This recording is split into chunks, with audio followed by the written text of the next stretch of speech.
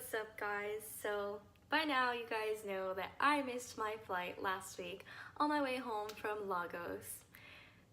Get ready for this story time because I have never been so frustrated and so genuinely afraid for my life.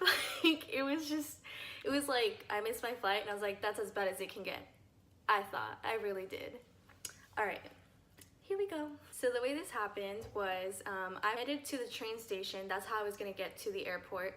The train station, I got there around 11:30, and then I would take a train from there, which was supposed to be about 2 hours long, and then from there I had to take a taxi to the airport. So I get to the train station and like I start looking up the train schedule and I couldn't figure it out, and so then I go buy a ticket and I was like, oh, can I get a ticket to Faro? And he was like, the next train is at 1:10. And I was like, and he's like, you'll be in Faro at 3. And I was like, no, that doesn't work. And so I was like, okay. So I bought my ticket, and like, as soon as I bought my ticket, I just knew I was gonna miss my flight.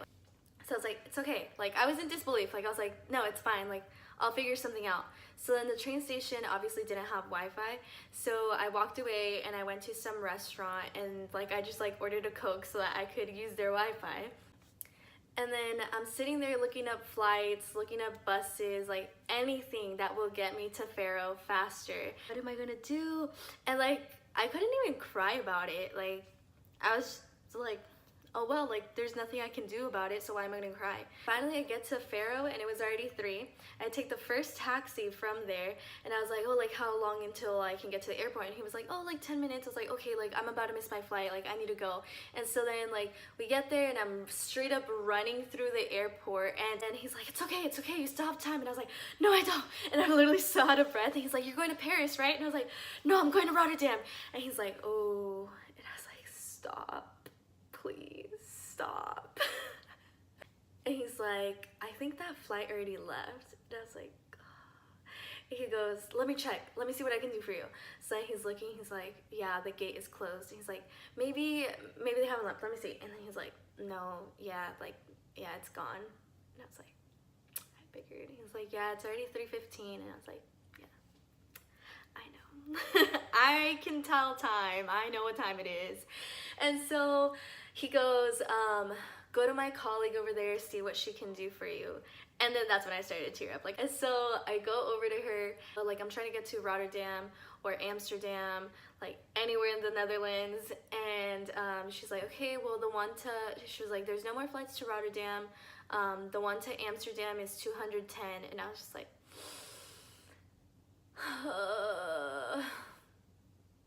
I can buy like 3 flights with that. I can do so much with 210. So I was like, this sucks. And then she's like, if you go to Eindhoven, it is 180. And I was like, okay, I'll go to Eindhoven. She's like, that one leaves at 7:30. Is that okay? I was like, yeah, it's fine. So it was like 3:30. I had 4 hours at the airport. And I was just like, I'm so over everything. So I started walking around the airport. And I didn't cry, and I was really surprised because that was a really shitty time. Like, I was just like, this sucks. I was like kind of okay with the idea that I had missed my flight. Like, I mean, there was really nothing I could do about it now. Like, I have to get back to Rotterdam. I had school the next day, so what can I do? So then I get on my flight, and then the guys next to me started talking to me, and they were really nice, and so we were having like a really good time. We were having really good conversation. We were just laughing the entire time. It was kind of like all forgotten. Like, I was like, okay, like I missed my flight, but like I'm still headed back to Rotterdam. I'm like, you know, whatever, things happen. And then we get off the plane and it was already like 11:30. Yeah, it was 11:30. And then from Eindhoven, I had to go to Rotterdam, but I needed to get to the train station. So I had to take a shuttle from Eindhoven to their train station. From there, I would take a train to Rotterdam. So I go and I buy my train ticket, I get on the shuttle, get to the train station, and like everything is in Dutch, so I couldn't really understand. So then I hit the little information button and I was like, hey, how do I get to Rotterdam? And then he's like, let me check. So then he checks and he's like, no more trains to Rotterdam. I was like, what? He's like, tomorrow, train to Rotterdam tomorrow. And I was like, no. And I couldn't even log into the Wi-Fi, and I was like, what am I gonna do? Like, it's already midnight. I'm out here alone. Like, I'm just gonna have to sleep at the train station. And so then I walk outside and I go up to the taxi driver and I was like, how much for a ride to Rotterdam? And he was like, Rotterdam? And I was like, yeah. And he goes, did you miss the train or something? And I was like, yeah, there's no more trains to Rotterdam. And he's like, how much do you think? And I was like, 20? Because that's how much my train to Rotterdam was gonna be. And he just started laughing at me, and I was like, and he goes, let me show you what it would charge you with how my meter is set up. So then he shows it to me, turns his phone, and I was literally like, it was 350 euros for a ride to Rotterdam. And I was like, no, that's way too much money. That's so much money. Oh my God, that's like my flight from San Francisco to Rotterdam. Like, I looked at it and I was like, oh, I already missed my flight today. Like, I started to tear up. Like, it was just like, I didn't want to cry, but at the same time, it was just too much. Like, it's like, this cannot be happening to me. What the heck? I don't know. Like, let me think about it. And he's like, okay, like, WhatsApp me. And I was like, I don't have a phone plan. And he was like, yeah, just like WhatsApp me. And I was like, I don't have Wi-Fi either. And he's like, yeah, there's Wi-Fi here. And I was like, no, like, my phone's not connecting. So then he tried to help me and my phone just was not connecting. He's like, I don't understand why it's not connecting. I was like, me neither. You know why? Because life hates me. That's why. And so he finally was able to connect my phone. So then I'm at the train station and I'm just walking around trying to figure out what to do. I'm texting my sister like, dude, I missed the train. There's no more trains to Rotterdam. I don't know what to do. And she's like, wow, bitch, your life sucks. I'm like, not what I need to hear right now. Like, I know that. And so I started crying at that point. Like, I was just like, this is too much. Like, it kind of like hit me that I really was out here alone. Like, I was like, if I were in the States and like I missed BART or something, someone can easily drive to me and pick me up. But here, like, who am I supposed to call? No one. I was walking, like, I've never felt unsafe in Europe, but that night I just, like, I don't know, I was panicking, honestly. Like, I was like, something is gonna happen to me tonight. Like, this is it, and I'm scared. I don't know what it is, but like, something is gonna happen. And so I was just walking, and I was like the only girl on the street, and like, you can clearly tell I'm not from there. Like, I have a backpack on me, I have a purse, like, I didn't even have a jacket with me. Like, I had a cardigan, but it was in my backpack. And so I was like, someone's gonna jump me, or I don't know what's gonna happen. And there were all these guys on the streets, and it was always like groups of guys. So I was just like, oh my God, I don't even want to say what I was thinking, but like, I was scared. And so at one point I had to turn the corner, and it was like a very lonely corner, and there was this guy in a car, and like, he looked at me, and like, I just kind of like, I looked at him like, in case something happened, like, I could describe him. But then I looked away, and then he like flashed his lights at me, and I was like, oh my fucking God. And I had to walk past him. So then I'm walking, and then he turned his car on, and I was like, oh my God, he's about to drag me into his car. This is it. And then, and I was just like walking super fast, and then nothing happened. And I get to the hostel. Tell me why it was closed. I have literally never seen a hostel that closes. Like, yeah, like, their check-in time closes, but there's always someone at the front desk, and it's always like the door is always open for you to come in. There was nobody at the front desk. The door was locked. Like, there was no way to get in. And I was like, are you fucking kidding me? Like, I just walked all the way out here for nothing. And so there was no Wi-Fi there, so I couldn't look up anything from there. So I was like, okay, it's fine. I'll go back to the train station and I'll just sleep there. I'll sleep on a bench.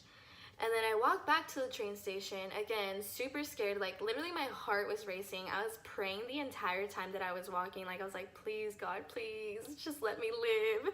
And so I get back to the train station, and it was closed too. And I was like, why are all these doors just closing on me? I don't understand.